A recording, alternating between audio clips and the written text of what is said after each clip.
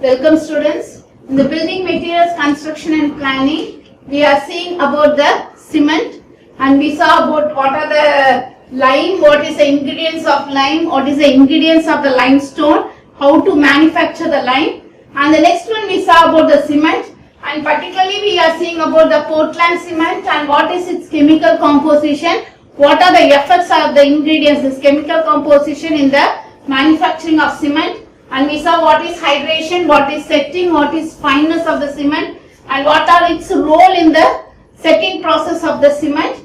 And we saw about the various type of cement, manufacturing of cement, and the manufacturing of cement we saw only about the mainly the OPC and various types of cement and their properties and their applications also we saw. And we also saw about the field and laboratory tests that we have carried out for the cement. So we have completed lime, we have completed cement. Now we will see the basic thing about the concrete. Okay, so what are the ingredients of cement concrete and their importance and various tests for the concrete. Okay, so what is the main ingredients of the concrete?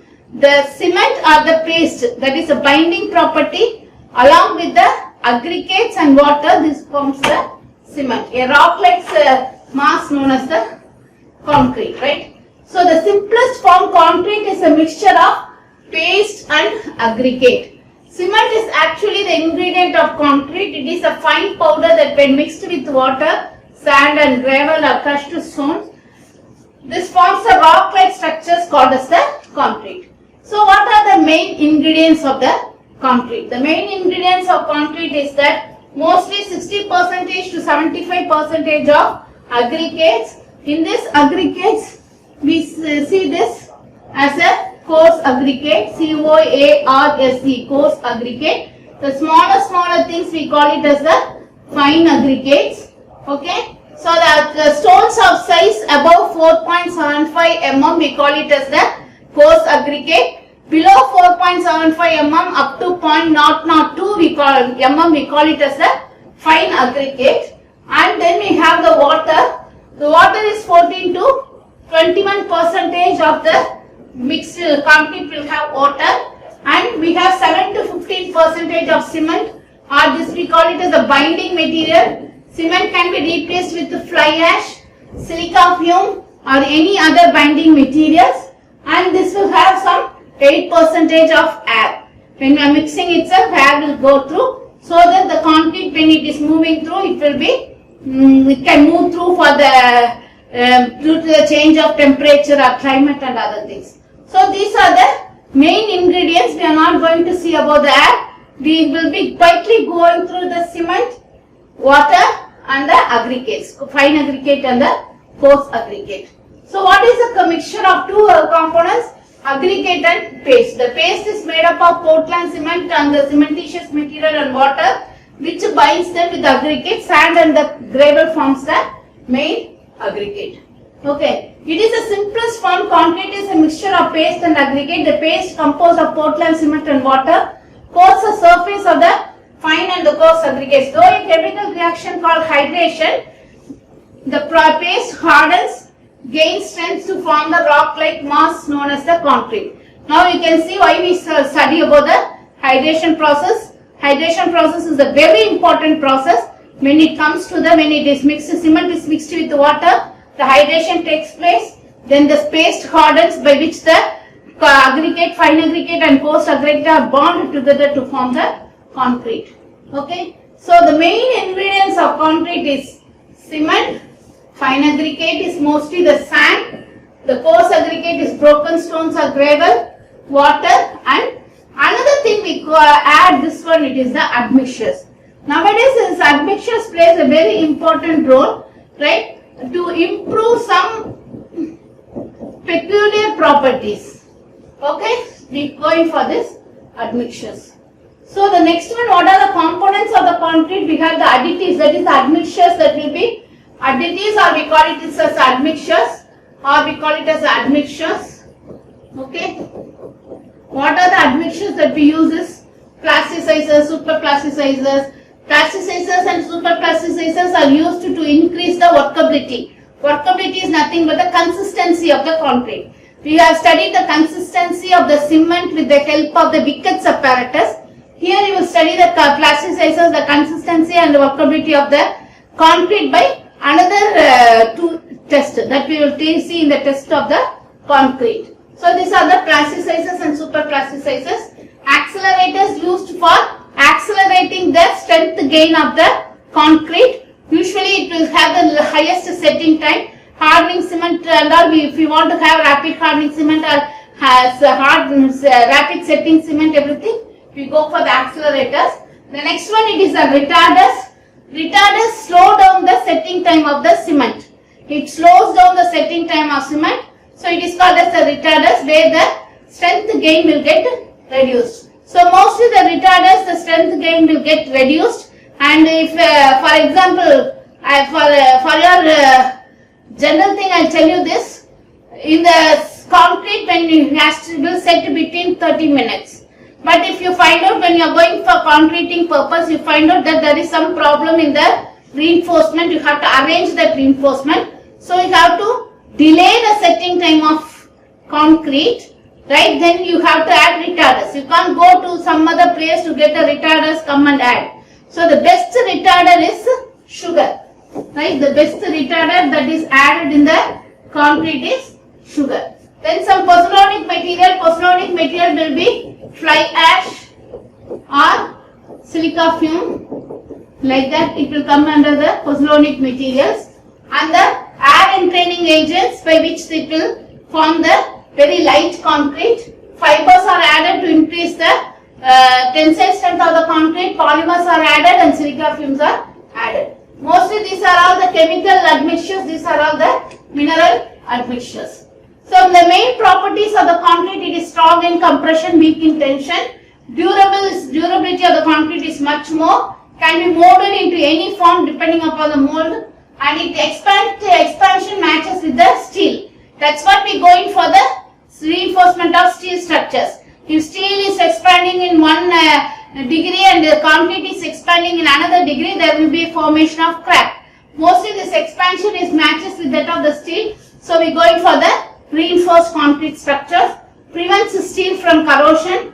Economic, it is compared to other materials, it is economic and made with locally available material, manufactured according to the requirements. So according to the requirements, we can go in for a high strength or high performance concrete. High strength concrete or high performance concrete. Okay, high performance concrete or high strength concrete. High strength concrete is nothing but the strength of the concrete will be higher. As I told you, for strength it is the for example, OPC 53 grade cement will have 53 Newton per mm square compressive strength. But here the strength will be given by the MSMX, M20, M25, M30. Like that we go in for up to M200, M250 like that. Okay. So M20 will have 20 Newton per mm square, but M200 will have 200 Newton per mm square. That is the compressive strength at the end of 28th day. At the end of 28th day, M20 will have 20 Newton per mm square, 25 will have 25 Newton per mm square, M30 will have that is 30 Newton per mm square, and M200, that is mixed 200, will have 200 Newton per mm square. So this is a high strength concrete. This high strength concrete, it will be for M20 up to 25, we can use it for the ordinary materials. But when go for again M30 and other materials, we have to add some that is admixtures. So this is where the admixtures plays a very important role in order to increase the strength of the concrete. The high performance concrete is not equal to high strength concrete. It will increase some performance of the concrete. Maybe I need a concrete which will withstand the permeability. It should not allow any materials to pass through. Then I go for that type of mix ratio, that I call it as the high performance concrete. Otherwise I am going in for an underground construction of offshore structures. Then I have to make sure that the concrete is not affected by any sulfur or any other material, then I have to go in for that type of concrete. So it is manufactured according to according to our requirement, and it is heavy, good to construct gravity structures like dams and retaining walls. One of the advantages. But what is the disadvantages? It is not cured properly, it undergoes shrinkage. Shrinkage, why it happens? Because of the heat of hydration process. If the heat of hydration process is not properly controlled, then the shrinkage may take place. Care during manufacturing, placing and curing. If it is not done properly, then automatically the initial stage is having the cracks, till the final stage there will be a cracks. As it is told that if the first step is wrong, the entire step will be wrong. Like that it will have, the initial stage has to be taken care. Concrete load bearing components will be bigger and heavier rather than the steel structures. So nowadays in most of the structures, steel structure is replaced by the concrete structures. Cement is a fine, soft, powdery type substance. So the ingredients, we will see about the ingredients. We already saw about the cement. Even the lime can be used, but now we will see only about the cement concrete. So we are seeing about the cement. It is a powdery type material. This I have already shared with you when we are studying about the cement. It is made from a mixture of elements that are found in natural materials like that limestone, clay, sand or shale. It is manufactured, and when cement is mixed with water, it binds sand and aggregates into a hard solid mass called this. So these are the characteristics of the cement which has to be used for the concrete. It should have a uniform color, it should have a uniform fineness, and the residue should be less than 10%, and it should have a compressive strength of 16 at 3 days, Newton per mm square, 22 Newton per mm square at 7 days, and if it is a OPC 53 days, it should have 53 Newton per mm square at the end of 28 days, and the initial setting time should not be lesser than 30 minutes, and it should not be, the final setting time should not be greater than 10 hours, and the residue by weight should be less than 10% that I told you, and the alumina to that of the iron oxide should be 0.66. And these are the different types of cement as we have already seen. OPC, OPC 33 grade, 43 grade, 53 grade, rapid hardening cement, extra hardening, rapid hardening cement, sulfate resistant cement, Portland slag cement, quick setting cement, super sulfated cement and low heat cement, and Portland pozzolana cement with fly ash with silica fume, right, and also add and trading colored cement, white cement, and hydrophobic cement, masonry cement, expansive cement, oil cement, ready set cement, concrete sleeper grade cement or the railway cement, high alumina content cement, very high strength, and blast furnace slag cement. Okay, so these are the different types of cement that we are using it for the concreting purpose. And the next one, it is a water. As I can tell, the water without any impurities, without any chemical impurities, I can have to be used. And it is used for the mixing of the concrete and also for the curing purpose. Both the purpose, I have to use the concrete of very good properties. Okay, very good property concrete has to be used. And the concrete, good potable, P-O-T-A-B-L-E, potable water. Wherever you can find, there is a potable water. Potable water is the drinking water standard has to be maintained. That you can see here. Potable water should be used. Sea water is not permitted, or water with salt content is not permitted, because efflorescence will take place. So initially itself the cement will react with this salt, and adverse effect will take place. So sea water is not permitted, and pH value of the cement should not be less than 6. If it is less than 6, it is called as acid. So the cement is an alkali material. Okay, so the water should not be having less than 6.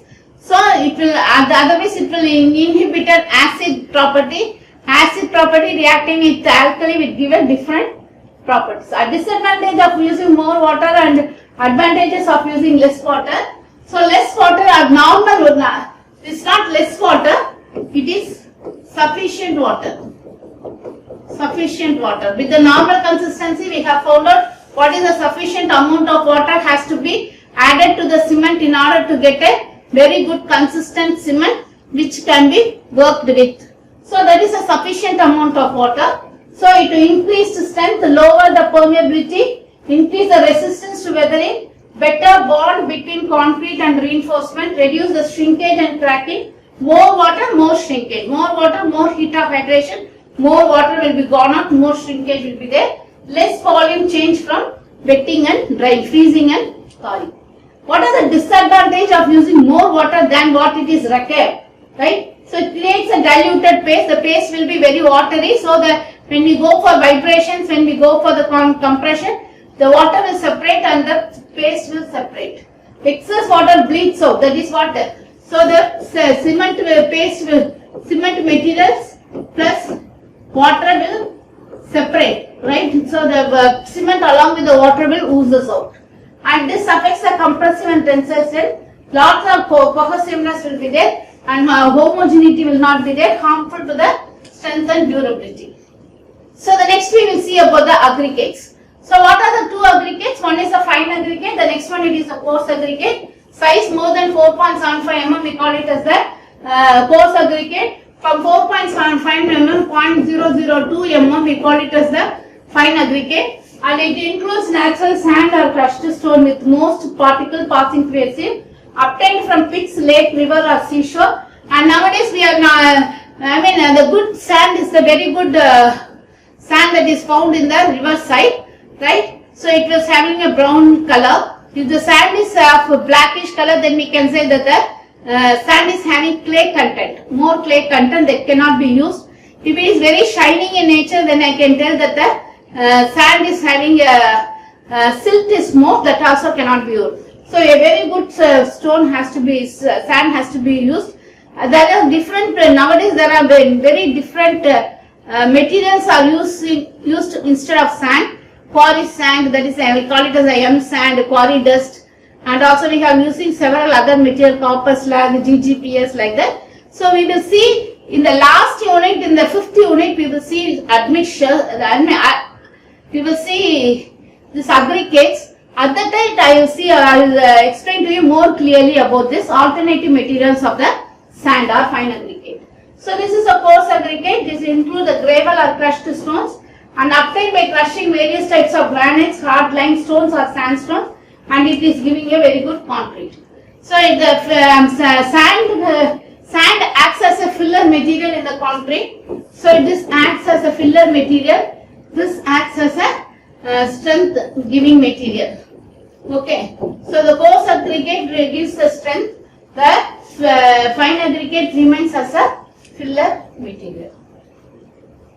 So what are the admixtures? Admixtures are the extra things that are added to the concrete to increase some peculiar properties. Improve the behavior of the concrete under a variety of conditions. Two admixtures are there. One is chemical admixtures. Next one, it is a mineral admixtures. So what is the advantage of the chemical admixtures? Reduce the cost of construction, modify properties of hardened concrete, used to improve the quality of concrete during mixing, transportation, placement and curing. Right? So these are the chemical admixtures: air entrainers, water reducers, set accelerators, super plasticizers or plasticizers, right? Plasticizers and super plasticizer. There are so many things, water repellent admixtures like that, so many things. Only some special admixtures that we are, only some few things I have listed to know, right? Which include corrosion inhibitors, shrinkage control, alkali silica activity inhibitors, coloring. All these things comes under the chemical admixtures. What are mineral admixtures? Mineral admixtures affects the nature of the hardened concrete through hydraulic or pozzolanic activity. Hydraulic cement. Lime comes under the mineral admixtures. So, pozzolanic or the cementitious material include natural pozzolans such as the volcanic ash, right? Volcanic ash, fly ash, silica fume. These are some of the mineral admixtures that is usually used for the concrete. This can be used as a replacement of the cement or with the addition of the cement, and that is individually or in addition. Okay, what are the things is that it makes mixtures more economical, reduce permeability, increase strength and influence other concrete properties. So these are the things, the ingredients of cement, and what are the that is the role of these ingredients in the cement concrete we have seen now. Now we will go in for what are the tests in the concrete. Only we are going to see about the basic test. Okay, what is a basic test? Because you will study concrete technology as a different subject. At the time you will study in detail. So only thing is that I have dealing with the fresh concrete, that is to increase the consistency and workability. We have two tests, that is slump test and compacting factor test. And in the hardened test we have compression test, tension test, structural strength and non-destructive test to find out the compression of the concrete. So the first one, it is the slump test. So the slump test, it will have a cone like this. It will have a base. In the base we have a cone like this. Okay, and we will have a rod. This rod we call it as the tamping rod. So this is done in the fresh concrete. So the concrete mixture, that is the cement and sand, will be mixed properly. Then the coarse aggregate will be mixed and it will be mixed as a uniform mixture. And we will make a pool at the center and we will add water and we will mix it from the outside. That is the procedure for mixing. Again I am telling you, we will mix the sand and cement as a uniform mixture. After that we will add coarse aggregate and we will mix it thoroughly to make a uniform mixture throughout. Then we will have a pool at the pond at the center where we will add water and we will mix it from outside. That is the main procedure for mixing the aggregate. Okay. So after mixing the aggregate, within 30 minutes I have to find out the normal consistency. As we are finding out this consistency of the cement by Bickert's apparatus, here we are going to find the consistency of cement by slump. There are 5 methods, but I am going to show you only 2 methods. Normal methods what we are following. This is a field as well as in the lab we can find out this method.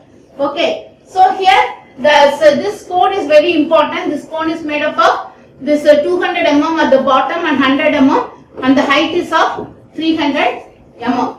Okay. So what is the first step? I will be taking the materials, the mixed material. I will put it for 1/3. Right. Then I will compact it. I will compact like this thoroughly. So when I am compacting, I have to place my legs like this so that this will not come up. Right. The cone will not be shifted. After 16 blows, then again I put the second layer. This is one, again this is 2/3, right? 1/3, 1/3, 1/3, right? So again I will compact the third layer also I will put and I will compact. So the remaining concrete I will slide it off, right? You can see here at the remaining concrete at the top I will take it off and then I will slowly lift the cone. I will slowly lift the cone. You can see here. Then I will make it to settle down. After that I will find out what is the difference. This is, we call it as the slump value. Cone is the most, the written part you can see. The same thing I am telling you. Here you can see here. So this is after removing the cone, the concrete will be like this and I have to take the values. So here the mixing of the thing or the sample that is collected. Then I am going to take it, the slump cone, it is fixed. Filled with 3 layers. Each layer I am going to compact 16 times with the tamping rod.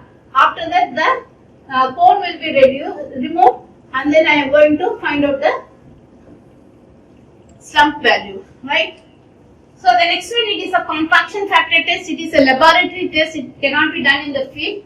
You can see here 2 conical things and there you have a standard cylinder, a steel cylinder which is of 300 mm height and it is of 150 mm diameter.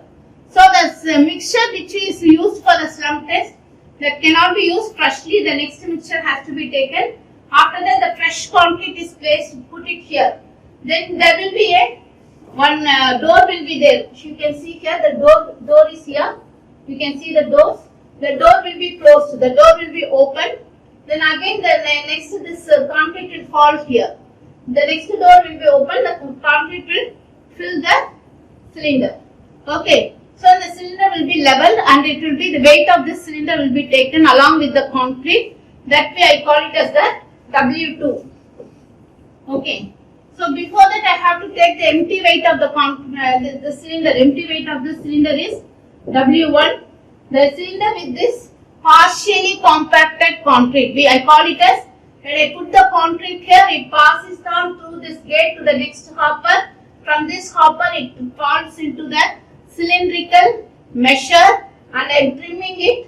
I am going to take the weight of this cylinder along with the concrete. I take it as a W2, which I call it as a partially compacting concrete. Okay. So the same mixture I will take it in a tray. Right. I will take it in a tray. And again I will take this, empty this cylinder, and I will put it in 3 layers. Each layers I will compact 16 times. Okay, each layer I will compact 16 times till the top, and I will trim it. Again I will take the weight, that is the fully compacting concrete. So that I will take it as a W3. So the ratio between W2 to W3 gives you the compaction factor. So the ratio of the density of the partially compacted concrete in the test to the fully compacted concrete, I call it as the compaction factor.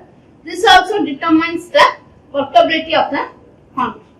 You can see here, this W2 is the partially compacted concrete, W3 is the fully compacted concrete. Compaction factor will be W22 by W3. So the next test, for going for the next test, I am going to prepare the specimen. I have taken the coarse aggregate. I am mixing the concrete, and this is some admixtures. If it is needed, I have to add. Then I am going to mix it thoroughly. Then I have to make the mold like this. So the mold here, they have made a cylindrical mold, either a cylindrical mold or a concrete mold, this cubical mold like that.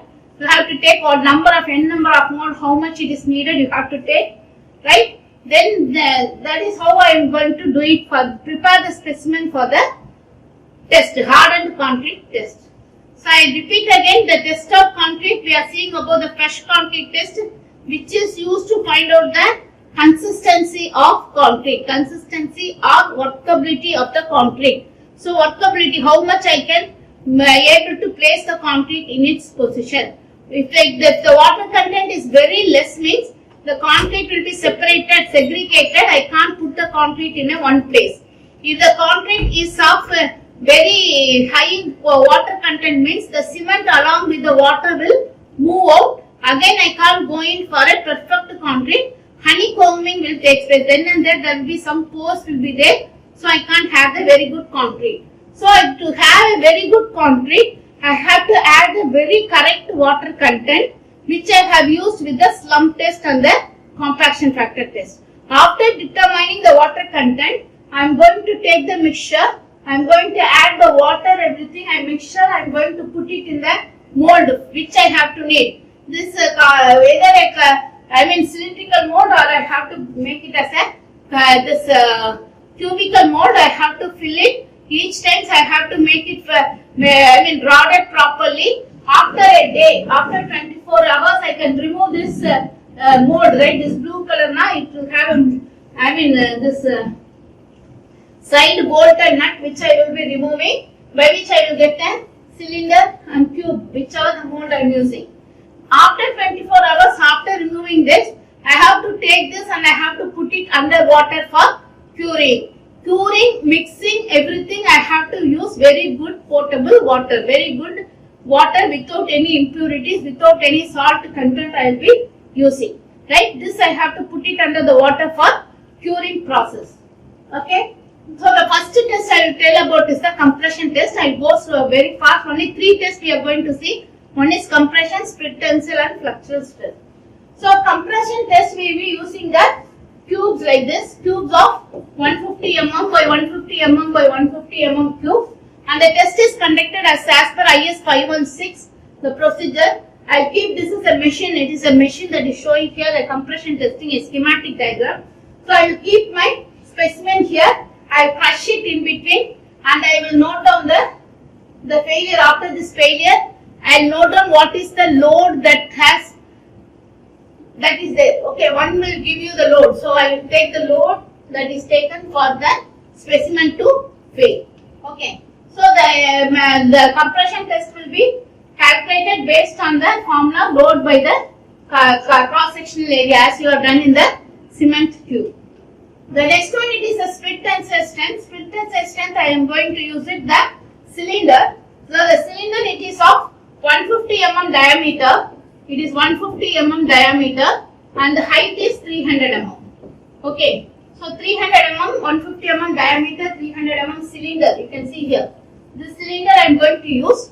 But the cylinder I will be keeping it in this position. You can see here. This is a cross section. This is the 150 mm diameter cross section I am using.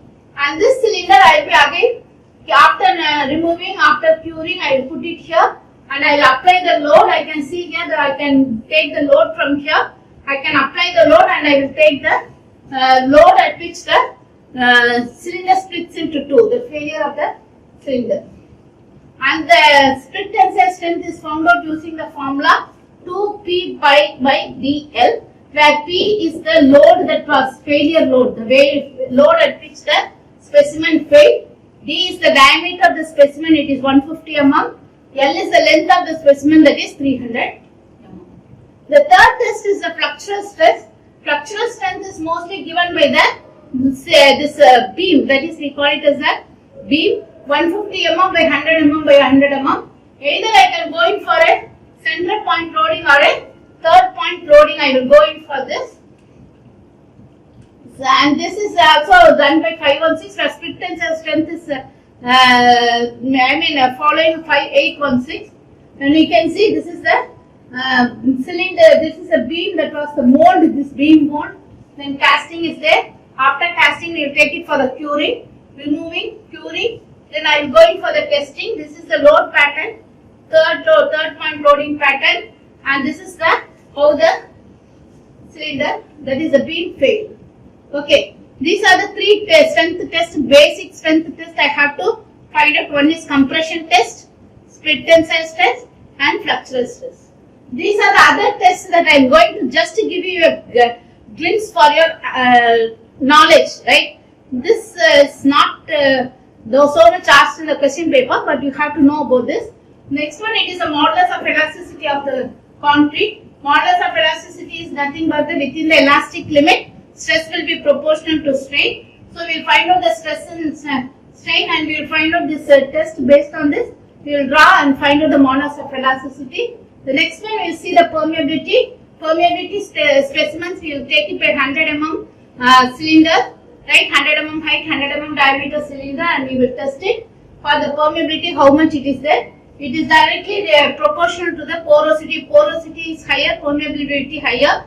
Porosity will be taken by the 150 mm cubical specimen, and it will be pressed in the water. The weight will be taken. After that, it will be taken to the oven dried, and again the specimen will be dried in the water, dipped in the water, and we will find out the wet weight and the dry weight. Difference between both the weight will give you the porosity. The same thing, it will be about the water absorption also we can find out. And the rapid chloride penetration gives you how much chloride penetration. This is mainly used for finding out the chemical absorption test. And diffusion coefficient test also, rapid chloride penetration test will there.